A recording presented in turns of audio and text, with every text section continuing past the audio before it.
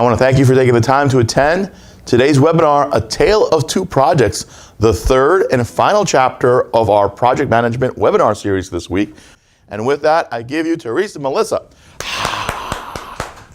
Good afternoon. Thank you for joining us. We're here today to bring you a cautionary tale of two projects. Once upon a time, there was a hospital called the Acme Hospital, and they wanted to implement Infor's talent management.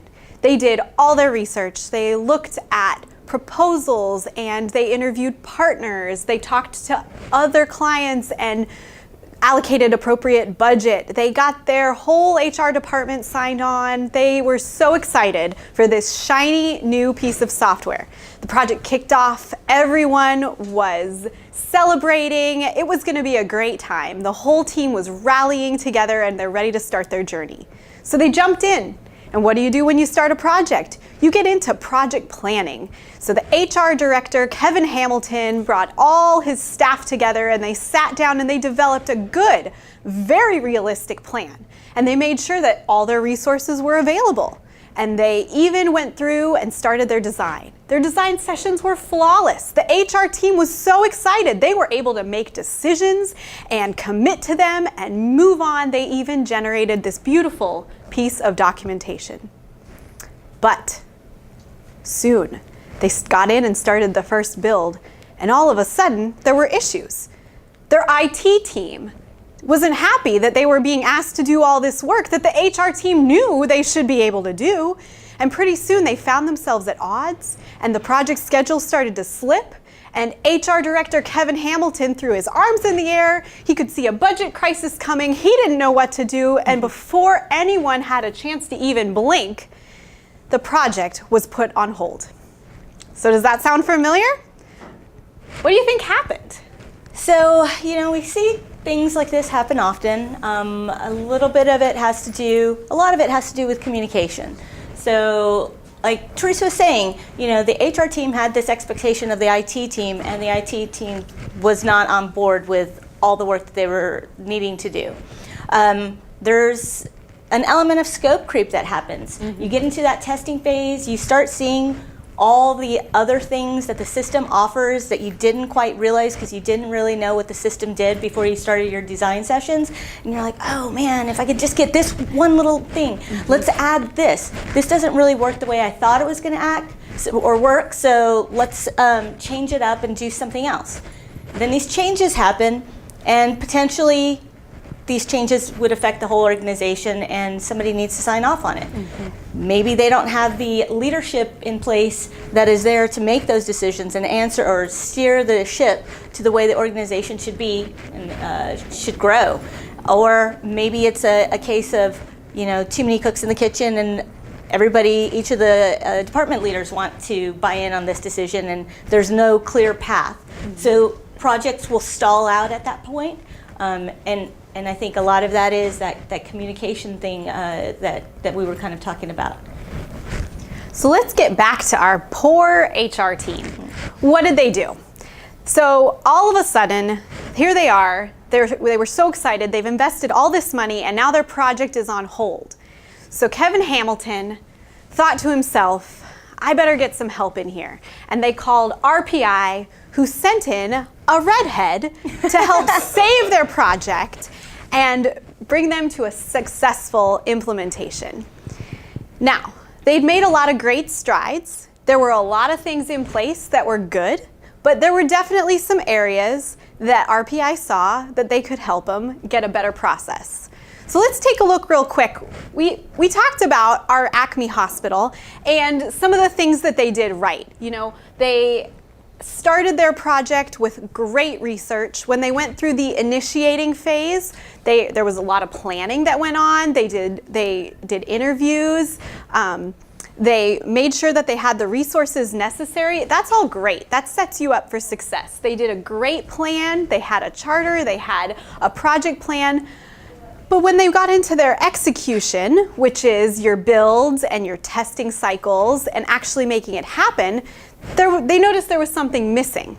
And that's where RPI was able to come in and help them out. So now we're shifting to our second project, right? We have a tale of two projects, Yep. and their first project was the one that stalled out. They didn't know. They thought everything was going well, and then all of a sudden, everybody's at each other's throats and had to take a cool-off period. So when we take a step back with poor Kevin and his team at Acme Hospital, we see that what they were missing was the monitor and control processes. And when you're doing project management, there is this overarching process group that it's important to not forget about. It's so easy when you're in the grind of executing a project and doing your builds and your test phases and your training. It's easy to forget that you need to be accountable to the budget and the timeline and consistently checking back to make sure things aren't going off course.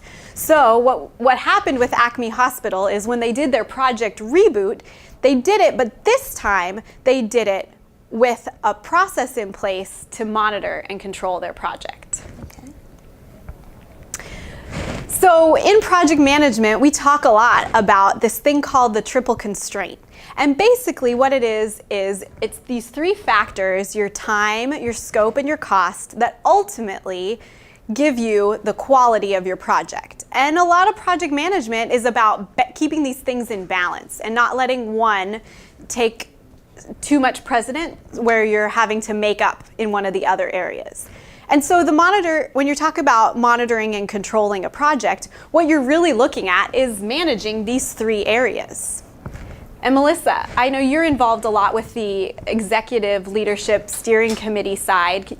How do you see these playing into their roles on a project?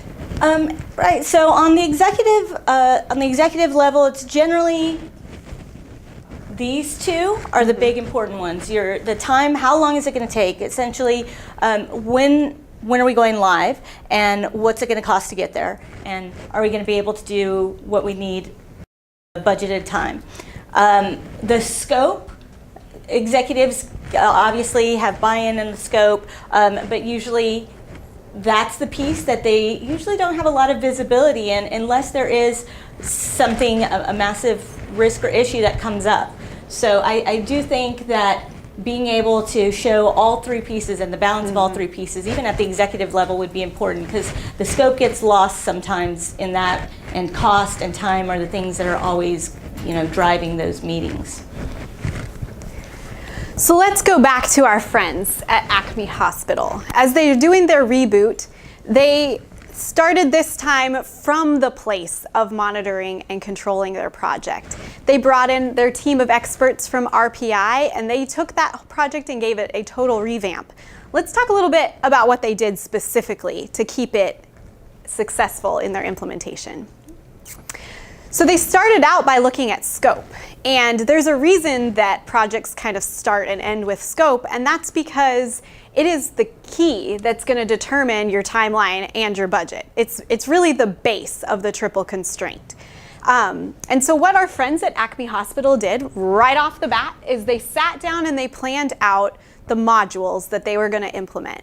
And something that I think is really important when you're doing that is not just to look at what is in scope, but to clearly document what's also out of scope. Yeah. So that you don't have questions later on down the line. That is a huge point that we've encountered at a client or two, is scope changes not necessarily because of defining what was in scope, but the expectation that there was another piece or a couple of pieces, modules that would have been considered core, that were also part of it, but were not defined as out of scope.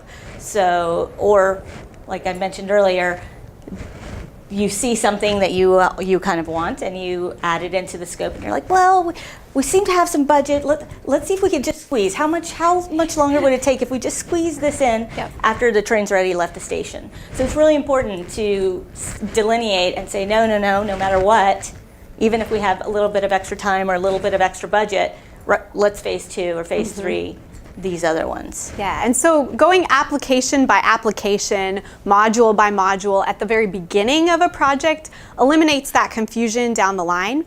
It's also really helpful to do a similar exercise with things like conversions, reports, and interfaces. Right.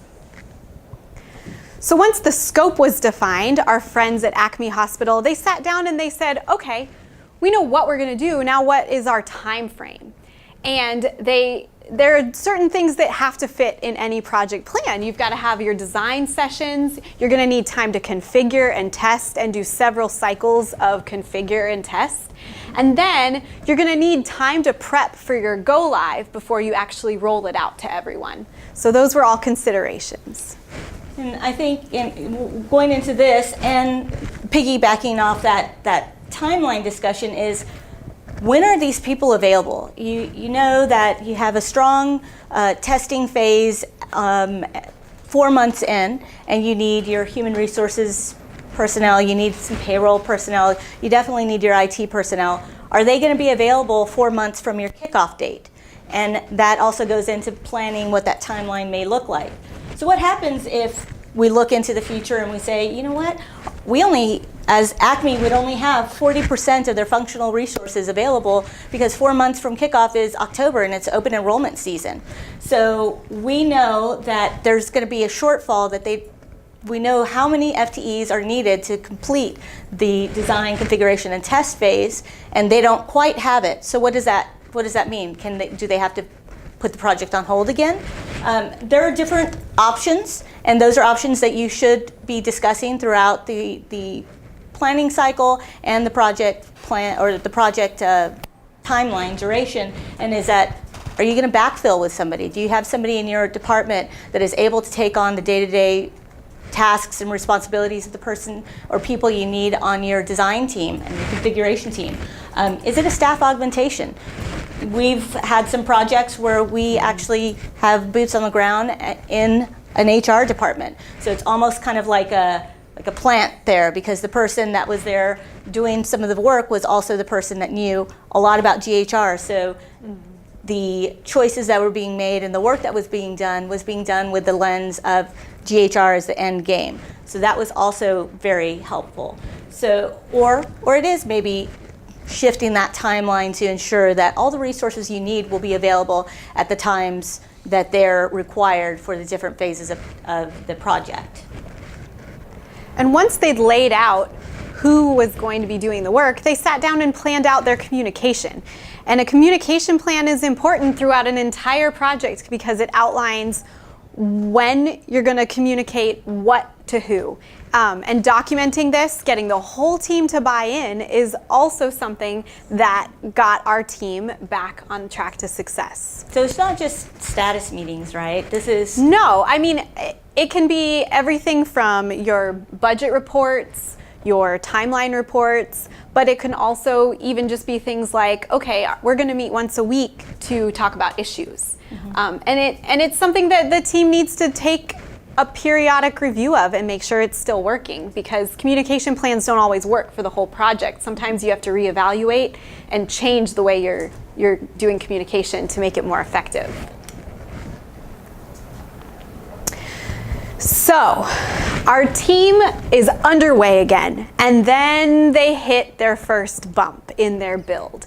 There was a change request, and this is an important part of monitoring and controlling too, because as much planning as you do up front, once you get into the design and the build work, inevitably interface builds, inevitably there's going to be something that comes up that somebody says, oh, we cannot use this software without this feature. Mm-hmm. Absolutely unacceptable. And you're going to be looking at a change request. But lucky for Kevin and the team at Acme Hospital, there was a clearly defined change management process in place. So a change request was written, it was scoped out, it was approved, and with very, very little trouble, it was incorporated into the project plan, the budget was adjusted, and on they went with their implementation. So what if the budget doesn't need to be adjusted? What if this is a change in scope, but it's going to be kind of a net where your timeline may not be affected? Do we still want to do a change request? I think a change request is a great tool to use anytime you have any change on a project, especially a change in scope. Because especially when we're talking about a long-term implementation like you see with Olson talent management, inevitably 6 months, 8 months down the line, someone's going to say, well, didn't we add that module, and I don't remember why, or how are we going to do this, or why are we running up against budget issues now? And having the documented change request gives the history. Also, I always say, you know, if I get hit by the proverbial bus, it's really good for someone to know why we're doing something that wasn't in the original scope and charter on a project. That's a great point. So, as our project is trucking along, another thing that they were using that was helping our team at Acme Hospital are status reports, regular written status reports. And status reports I feel like people tend to think they come out and they just get thrown into a folder and nobody really looks at them. But from your experience with executive leadership and steering committees, this is something that they find pretty valuable, right? Yes, this is definitely something, as an engagement manager for these projects, as steering committee is, I'm not able to be on every single meeting every week. I don't have time to be as much as I would love to be more involved in some of the projects, but I definitely want to know what's going on weekly that's pushing the project along. So when I receive status reports from your team or from other teams for these projects, I'm able to get a really nice quick overview and see if there are any issues or any risks that are still on there that have escalated, or if my timeline has changed at all. So I think those are definitely useful for the people who are not able to attend those weekly status calls or meetings. Great. And something else our team put in place that really helped them be prepared for a good implementation is a really clear risk management process. They were looking at all the risks possible, and like I tell teams that I work with, let's document everything short of a meteor hitting the hospital. Let's think of everything that could possibly go wrong and get it documented, because you never know when something crazy is going to happen. And the more you have written out and the more you have a plan ready, the better you're going to be when inevitably you run into issues. And we see that a lot with the non-communication between other departments, so other technical projects will come online. All of a sudden, somebody has an Epic implementation or a Kronos re-implementation, and nobody's bothered to run that by HR or IT or any of the people who are working on this one. And if the same resources are going to be needed at the same times, that will cause a huge risk to the project timeline. Yeah, and a really important thing when you're talking about managing risk are these parts of the process down here, to log and regularly review. It doesn't do anyone any good to go through an exercise at the beginning of the project and come up with anything that could go wrong and then just forget about it. So it's important that as part of status meetings or meetings, however you want to structure it, there's a regular review of risks, and that you assign them to a person. So somebody is responsible for watching for triggers to happen and know when to alert the team that, hey, this risk is becoming an issue, and now we need to move into our mitigation plan, which kind of takes us into our next area that our Acme Hospital team was prepared for, and that's their issue management process. Having a structure around resolving issues is really important to a project. It gives you a way to cope with things that go wrong. And it also, kind of like with risks, it makes somebody responsible for getting it fixed, getting it tested, and reporting back to the team. And it helps give you the assurance that, hey, on this project, things aren't falling through the cracks. Right. We've got everything under control. Issues are inevitable. You're going to run into them. It's all about how you deal with them, and that's going to determine whether your project pushes through or whether you end up stopping. And one great tool that we like to use at RPI is the RPI Project Health Check. We use this to help with risk assessment, and it uses factors that we've found in successful implementations and compares them to your current project. And we did a great webinar, Jackie Dudas and I did yesterday, on the RPI Project Health Check, so please feel free to check it out if you want any more information. Theresa won't toot her own horn, but she developed the assessment checklist and the health assessment for one of our other clients, and it's been something that's been so beneficial for that client as well as clients that have come on afterward. So From us to you. Thanks for that. Because it is a tool that we're able to replicate and use at other clients, and we find those factors really do determine whether the project will be successful or not. And doing them monthly or doing them a little bit more often when there are a lot of issues, you've been able to find where you're kind of able to right the ship before it starts to go too far. Exactly. Yep. So our friends at Acme Hospital, they've now come to the end of their implementation. And what happened? They had a successful project close. They were happy. Everyone was using the system. No issues stopped them. And they came in on time and under budget. And everyone lived happily ever after. The end. And this is loosely based on true story. 2 true stories. Several, yeah. I want to thank Melissa and obviously Theresa. Great presentation.